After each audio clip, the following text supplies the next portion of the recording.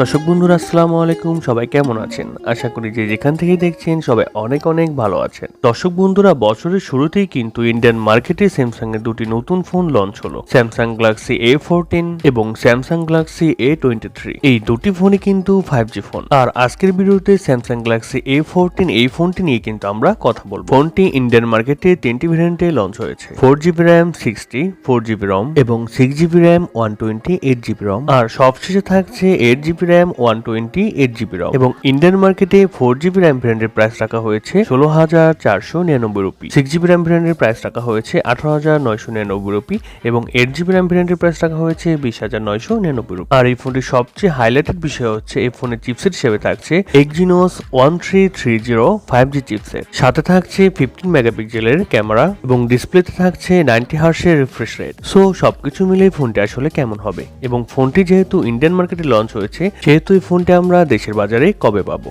এবং এর দামই বা কেমন হতে পারে, এই সবগুলো প্রশ্নেরই উত্তর থাকছে আজকের এই ভিডিওতে। সো পুরো ভিডিওটি অবশ্যই দেখবেন। প্রথমে যদি ফোনটির ডিজাইন এবং বিল কোয়ালিটি নিয়ে কথা বলি, তাহলে এই ফোনটির ব্যাক সাইড এবং ফ্রেমে পেয়ে যাচ্ছি প্লাস্টিক। ব্যাক সাইডে থাকছে স্ট্রাকচার ডিজাইন, ফ্রেম কিছুটা ফ্ল্যাট এবং কিছুটা ক্রাপ করা হয়েছে। ফোনটি দেখলে যথেষ্ট মোটা মনে হবে, কারণ ফোনটির থিকনেস করা হয়েছে 9.1 মিলিমিটার এবং ওজন করা হয়েছে 202 গ্রাম। তার মানে বুঝতেই পারছেন ফোনটি যথেষ্ট ভারী, যার কারণে একাতে ফোনটি লং টাইম ব্যবহার করতে গেলে কিছুটা সমস্যার সম্মুখীন হতে পারেন। ফোনটির ব্যাক সাইডে থাকছে 3টি ক্যামেরা মডিউলটি কিন্তু অনেকটা স্যামসাং এ সিরিজের মতো করা হয়েছে। এছাড়া আরেকটি ভালো ব্যাপার হচ্ছে ফোনটিতে কিন্তু আপনারা সব ধরনের পোর্টস অ্যান্ড বাটন পেয়ে যাচ্ছেন, যেমন 3.5 millimetre headphone jack, type C slot ইত্যাদি। এছাড়া ফোনটির সামনে আসলে আপনারা পেয়ে যাচ্ছেন একটি ফুল ভিউ ডিসপ্লে, যার ঠিক উপর অংশে মাঝে বরাবর ইউসুফের মাধ্যমে বসানো রয়েছে সেলফি ক্যামেরাটি। এরকম বাজেটে স্যামসাং আমাদের ইউসুফ প্রোভাইড করবে, এটাই স্বাভাবিক। এছাড়া এই ফোনটিতে ব্যবহার করা হয়েছে সাইড মাউন্টেন ফিঙ্গারপ্রিন্ট সেন্সর, যা যথেষ্ট ফাস্ট এবং অ্যাকুরেট বলেই জানতে পেরেছি। দুঃখের বিষয় একটাই, এই বাজেটে স্যামসাং এখনো সাইড মাউন্টেন ফিঙ্গারপ্রিন্ট থেকে সরতে পারলো না। আর এই ফোনটি মার্কেটে 3টি কালার ভেরিয়েন্টে পাওয়া যাবে, ব্ল্যাক, লাইট গ্রিন এবং ডার্ক গ্রে। সো ওভারঅল সবকিছু মিলেই ফোনটি আপনাদের কাছে কেমন লেগেছে কমেন্ট করে আপনাদের মূল্যবান মতামত অবশ্যই জানাবেন। ডিসপ্লে নিয়ে কথা বলতে গেলে ফোনে থাকছে 6.6 ইঞ্চির একটি PLS LCD প্যানেল, আর এই ডিসপ্লেটি হচ্ছে ফুল HD প্লাস এর একটি ডিসপ্লে, যার রেজলিউশন হিসেবে থাকছে 1080x2408 পিক্সেল এবং আরো থাকছে 400 ppi ডেনসিটি। আর ভালো ব্যাপার হচ্ছে ফোনে ব্যবহার করা হয়েছে 90 হার্টজের রিফ্রেশ রেট, এর কারণে ডিসপ্লের টাচ রেসপন্স কিন্তু অনেকটা ভালো হবে। এছাড়া আরো থাকছে 450 নিট স্প্রাইট ব্রাইটনেস, এর কারণে আউটডোর যখন আপনি ফোনটি ব্যবহার করবেন ব্রাইটনেসের ঘাটতি একটু হলেও লক্ষ্য করবেন। আর LCD প্যানেল হলেও কিন্তু এই ডিসপ্লের কালার কোয়ালিটি যথেষ্ট ভালো হবে। ডিসপ্লেতে যে কোনো কন্টেন্ট প্লে করলে ডিসপ্লেতে শার্পনেসের ঘাটতি ততটা লক্ষ্য করবেন না। তবে আবার অ্যামোলেডের সাথে কিন্তু এই ডিসপ্লের কম্পেয়ার করাটা কিন্তু ঠিক হবে না, সেক্ষেত্রে কিন্তু অ্যামোলেড প্যানেল এগিয়ে থাকবে। ওভারঅল প্রাইস পয়েন্ট অনুযায়ী কিন্তু ডিসপ্লে সেকশন ঠিকই রয়েছে, ফুল HD প্লাস এর LCD প্যানেল এবং 90 হার্টজের রিফ্রেশ রেট। আর আমি প্রতিবারের মতো আপনাদের সাথে আছি মোহাম্মদ পলাশ এবং আপনারা দেখছেন ডটপিন চ্যানেল। আপনারা যদি আমার চ্যানেলে নতুন সদস্য হয়ে থাকেন তাহলে কিন্তু অবশ্যই সাবস্ক্রাইব করে পাশের যে অল বাটন দেখতে পাচ্ছেন সেখানে প্রেস করে দেবেন, কেননা যেন আমি নতুন কোনো ভিডিও ছাড়ার সাথে সাথে আপনিই প্রথম দেখতে পান। ফোনটির সফটওয়্যার এবং পারফরমেন্স নিয়ে যদি আমরা কথা বলি, তাহলে ফোনে থাকছে Android 13, যার ব্যাটারি থাকছে One UI Core 5। আর ভালো ব্যাপার হচ্ছে ফোনটিতে আপনারা দুটি মেজর আপডেট পাবেন, Android 14 এবং 15 এর পাশাপাশি 4টি সিকিউরিটি আপডেট পাবেন। এই ফোনে ব্যবহার করা হয়েছে Exynos 1330 চিপসেট, যা একটি 5G চিপসেট। আর এই চিপসেটটি কিন্তু স্যামসাং রিসেন্ট লঞ্চ করেছে।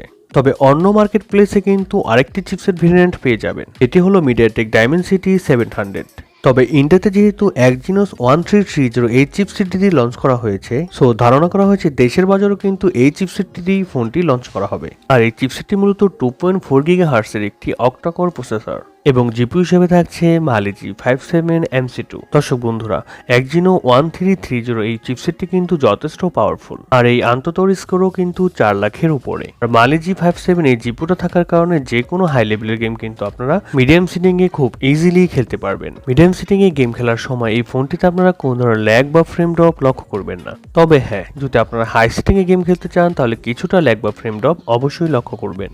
এছাড়া ফোনটিতে আপনারা দুটি সিম কার্ড ব্যবহার করার পাশাপাশি একটি মাইক্রো এসডি কার্ডও ব্যবহার করার সুযোগ পাচ্ছেন, তাও আবার 1 টেরাবাইট পর্যন্ত। ক্যামেরা সেকশনে কথা বলতে গেলে ফোনটির ব্যাক সাইডে থাকছে 3টি ক্যামেরা। আর মেইন সেন্সর থাকছে 50 মেগাপিক্সেলের একটি ওয়াইড সেন্সর, সেকেন্ডে থাকছে 2 মেগাপিক্সেলের একটি ম্যাক্রো সেন্সর এবং সবশেষে থাকছে 2 মেগাপিক্সেলের একটি ডেপ সেন্সর। তবে দুঃখের ব্যাপার হলো এই ফোনটিতে কিন্তু আলট্রা ওয়াইড সেন্সরটি থাকছে না। ব্যক্তিগতভাবে আমার মনে হয়েছে যে স্যামসাং এর এই সিরিজের ফোনগুলোতে অন্তত আলট্রা ওয়াইড সেন্সরটি দেওয়া প্রয়োজন ছিল।